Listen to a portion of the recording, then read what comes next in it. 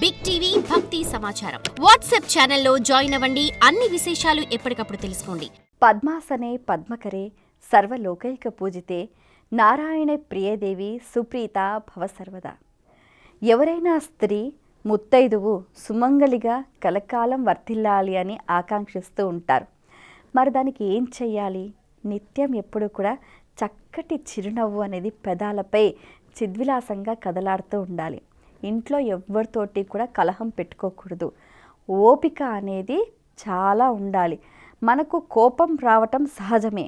ఆ సందర్భంలో మనని మనం కంట్రోల్ చేసుకుంటూ సాధన చేస్తూ తమాయించుకుంటూ మనం ఎంత నేర్పుగా ఉంటే సమస్యలు అంత దూరంగా ఉంటాయన్నమాట. అలాగే ముఖ్యంగా ఏంటంటే శుక్రవారం పూట మనం ఎవరితో తగాదా పడకూడదు.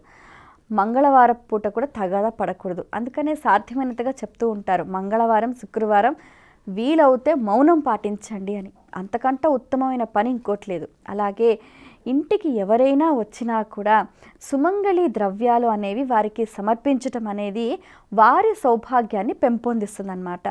ఇంటికి ఎవ్వరు ఆడవాళ్ళు వచ్చినా కూడా వారికి పసుపు, కుంకుమ, గాజులు, రవిక గుడ్డ, దక్షిణ, తాంబూలం తప్పనిసరిగా ఇవ్వాలి.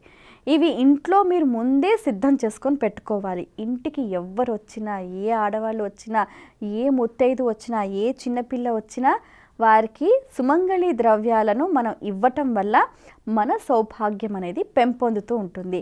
ఇంకో ముఖ్యమైన విషయం ఏంటంటే ప్రతిరోజు కూడా శుభ్రంగా గడపకు పసుపు రాసి బొట్లు పెట్టాలి. అయితే ఆ కుంకుమ ధారణ అలాగే ఆ పసుపు తిలక ధారణ చేయటం వల్ల ఏంటంటే శుభప్రదంగా ఉంటుంది, లక్ష్మీప్రదంగా ఉంటుంది. లక్ష్మీదేవి మన ఇంట్లోకి వచ్చేటప్పుడు ఆమెకు ఆహ్వానంగా అనిపిస్తూ ఉంటుంది. తర్వాత మామిడాకుల తోరణాలు కూడా ఇంటికి ఎప్పుడు కడుతూ ఉండాలి. అలాగే పుష్పగుచ్చాలు కూడా ఇంట్లో ఉంచుతూ ఉండాలి. నిత్యం అగరబత్తి, ధూపం, దీపం ఉండాలి. అలాగే అక్కడక్కడ కూడా కర్పూరాన్ని ఉంచుతూ ఉండాలి. ఇలా చేయటం వల్ల ఏమవుతుంది అని అంటే ఎక్కడ ఇంట్లో బూజు లేకుండా చూసుకోవాలి, వ్యర్థ పదార్థాలు లేకుండా చూసుకోవాలి, పనికిరాని వస్తువులను తీసి పారేయాలి, అలాగే వాడని వస్తువులను ముఖ్యంగా తీసి బయట పడేయాలి. అలాగే మనం ఎప్పుడూ కూడా ఎవరిని కూడా నిందించకూడదు అనమాట, క్వశ్చన్ చేయకూడదు. అలాగే ఇది ఎందుకు ఇలా చేసావు అని అనకూడదు. మనం జరుగుతూ ఉంటాయి ప్రతిదాన్ని కూడా మనం మన మాటలో ఎంత పాజిటివిటీ ఉంటే మన చుట్టూ అంత పాజిటివ్ వైబ్స్ ఉంటాయన్నమాట. మీరు గమనిస్తూ ఉండండి, ఇంట్లో ఇల్లాలు ఎంత ప్రసన్నంగా ఉంటే ఆ ఇల్లు అంత ఇంద్రభవనంలాగా ఉంటుంది. ఇంట్లో ఏ ఒక్కరు కోపము చికాకుతో ఉన్న ఆ ఇల్లంతా కూడా నరకప్రాయంగా ఉంటుంది. కాబట్టి మనం ఇంట్లో ప్రశాంతంగా ఉండాలి అని అంటే ఏంటి? మనం శుభ్రంగా ఉండాలి, ఇల్లు శుభ్రంగా ఉండాలి, పాజిటివ్ వైబ్స్ ఉండాలి. ఇంకా నామ ఉచ్చారణ అంటే కంటిన్యూస్గా చాంటింగ్ ఉంటుందన్నమాట. మిషన్స్ కూడా ఉంటాయి. కంటిన్యూస్గా ఇంట్లో ఏదో ఓమనో లేకపోతే మీకు ఇష్టమైన మంత్రం చాంటింగ్స్ అనేవి పెట్టుకుంటూ ఉండాలి.